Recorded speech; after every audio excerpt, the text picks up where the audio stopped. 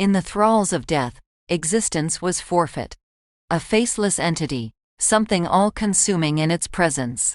To think about it, to even begin to try and comprehend it, was in itself an act of vandalism to its very nature. Something that takes life, something that brings sentience to the edge of nothingness. I could not speak as to its control over the dead souls it collects, just as I could not speak to the conscience of infinity. If I had to wager a guess, I would be no more than a month old. I felt and saw and thought and tasted and cried and did all of the things that a baby would do when confronted with such an incomprehensible scene. I was an infant, though my consciousness was at least aware of the fact that I was nothing more than an impaired spirit, fumbling with loose grasps and broken buttons for a useless vessel. A useless vessel that balked at the jaws of death's precursor. With the role of a spectator, I felt much more aware of the infant's senses, though perhaps it was more appropriate to say that they were my own. Dry straw rubbed against my soft skin, scratching and itching as I jostled about in a tantrum. My throat, strained to its limits as my lungs expended gasps of air for frightened screams and tears. Through it all, I could make it out. A large, bulky man with a thick chest of hair and dressed in nothing more than a loincloth. He stared down at me with blinking eyes and a pointed rock held over his head. A thin layer of red blood coated it, light droplets falling from its tip. I could hear screaming, somewhere. Screams that were not my own, that brought with it candid suffering, images of a savage death, much like the one that I was about to experience. The man grunted. The rock swung down, and there was a bright sense of redness. It dissipated soon after, leaving behind something a bit more sensible. A single moment passed, and I was staring at a large, brown mass of meat and fur, a mammoth. I suddenly understood that it was something that I've hunted many times before in the past.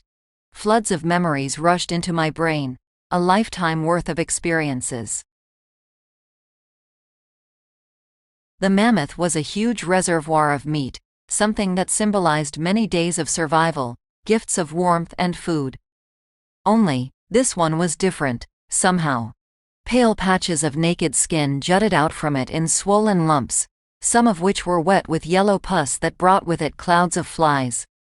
Blood steadily leaked from its body from various wounds, some caused by members of my hunting group, some that were there when we found it. I looked around myself, along with my vessel. I shared with it feelings of pounding anxiety, heart thumping against my rib cage in its tribal drum rhythm, as if it was trying to escape.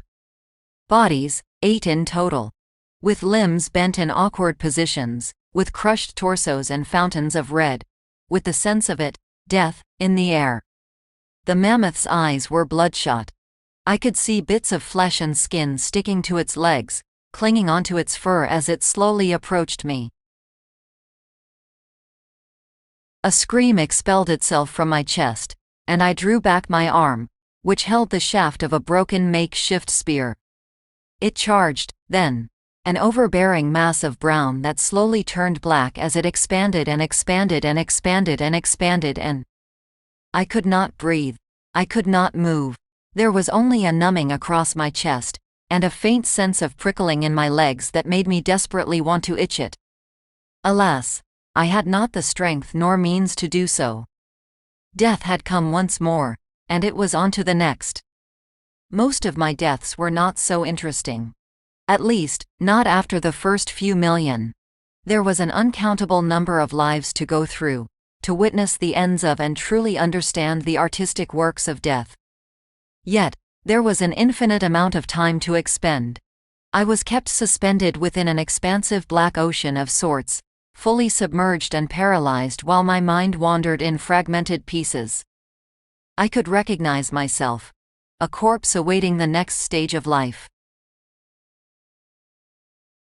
It had been a foolish accident, as many deaths in the modern era were. I'd been driving down an empty highway during a night late enough to be considered morning. My body was running on fumes, a meager meal of instant ramen from 2 days prior and about 30 minutes of sleep. I didn't know how long I fell asleep for, but when I woke up, I became aware of what I've become, and what I must endure. That one death would not be enough. Ahead of me, the endless staircase of anguish, with its rich history of violence, bloodshed, and pestilence. It was a death-given task, only meant to clean the vestiges of corruption from my soul so that I could properly move on. So I suffered, as I should. There was a time where I was being carried through the air, a strong scent of blood and gore permeating as a red mist. Frigid burns marked my belly, where 2 spears had pierced through my flesh. A pair of soldiers, dressed in clunky steel, were holding me up, jostling my soon-to-be corpse around in the air as they sang loudly into the dead air. I could not blink. I could not speak. There was only the magnitudes of black pain coursing through my body as every part of me turned rigid with shock. I was marred with splatters of blood, some of which were not my own, and there was only but a mere dagger hanging loosely in my grasp as I was paraded around the battlefield. An endless desert plain of war, of suffering. Thousands of dead bodies. And there I was, high enough to see it all as the last vestiges of life left my body. Once, I came to myself lying on the dirt floor of an old, run-down cottage. The rancid stench of vomit and diarrhea made it nearly impossible to breathe. I could only lie there, sobbing and whispering nonsensical ramblings to God as sharp, gnawing pains racked my gut. Gangrene rot had developed on my hands, and whenever I tried to crawl, my arms would only flail about uselessly, scratching at the ground with black fingernails. Every drop of sweat felt like a bead of lava, making its way down my taut skin with a terrible slowness. Impaled through a wooden stake and left out in the open, drowned at sea after a fishing accident, caved in and forced to starve in the dark. Once, I was walking through cobblestone streets of London with autumn's chilling wind nipping at my cheeks. My body trembled as I took step after step through the veil of night, my skinny frame feeling the full effects of the cold through thin layers of cloth. I had just about made it to viewing distance of my residence, a run-down lodging house within the decrepit slums of Whitechapel, when a pair of gloved hands reached out from an alleyway and pulled me in. I was caught staring at an impassive face, barely visible in the dim moonlight. His mouth was drawn to a taut line and his eyes were entirely unfeeling, more akin to glass marbles. He shoved me roughly against a wall and produced a large knife from underneath his sleeve. I tried to cry out, but the blade quickly found its way to my throat, effectively stealing away my breath. Again and again, his knife went, penetrating through my abdomen in rapid succession. Every time he pulled away, small spurts of blood would dribble out and onto my clothes.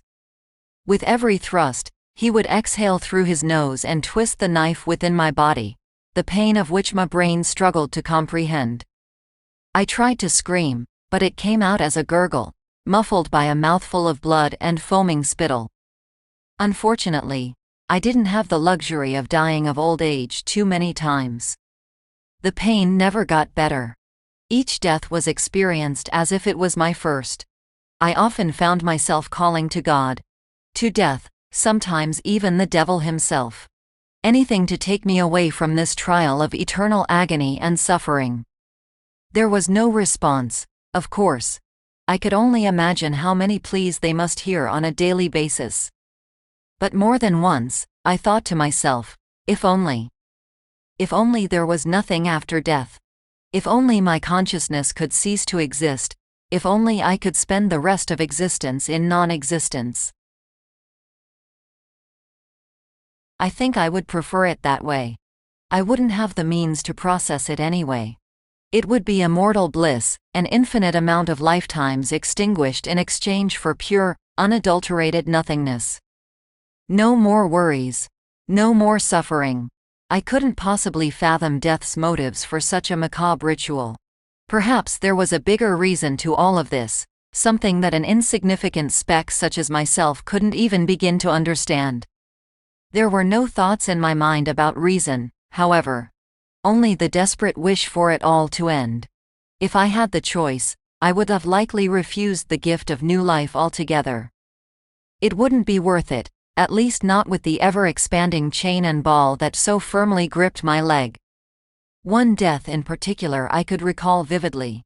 I saw myself through the eyes of a woman, screaming and clutching at someone's trembling hand as an unbelievable knot of pressure strangled my lower half. Red, sticky blood painted my inner thighs. Somewhere in the background, a doctor shouted in an incomprehensible tone, which only served to elevate the raw hurt coursing through my body like a current.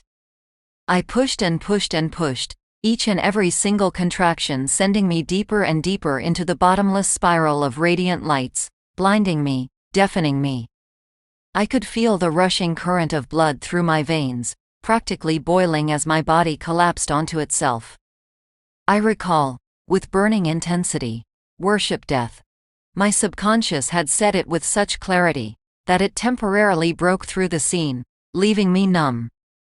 That numbness was a gift of grace, though it only lasted for a mere second. I took it as a sign.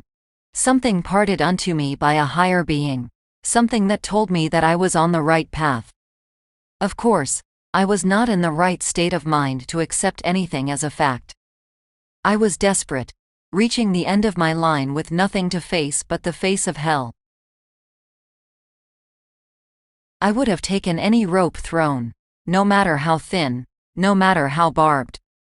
No matter if it was just a piece of string conjured up by the thoughts of madness. And so I finished my task. So many deaths. And I lived through them all. The last death I experienced was, of course, my latest. I felt cool, calm, collected. I was in my car, driving down a road that I've driven down hundreds of times before, and I knew exactly what awaited me at the end. Although part of my mind was crippled by hunger and sleep deprivation, the other part of me knew that it would all end well. When my eyes began to fall heavy, I did nothing to resist it. When I felt the dull threads of sleep pull me away from reality, from everything wrong in this world, I felt nothing but peace. I knew, then. I returned to the black, inky abyss of death's embrace, though this time, there was warmth. I found myself slowly burning away. Only it was pleasant. A nice, buzzing feeling that enveloped my body as I prepared to, at last, take part in life once more. Of course, once I die, it will be yet one more death that I would have to experience, one more flight of stairs added to infinity. I only hope that I'll handle it better the next time around. This content is Creative Commons. Relevant attribution can be found in the description.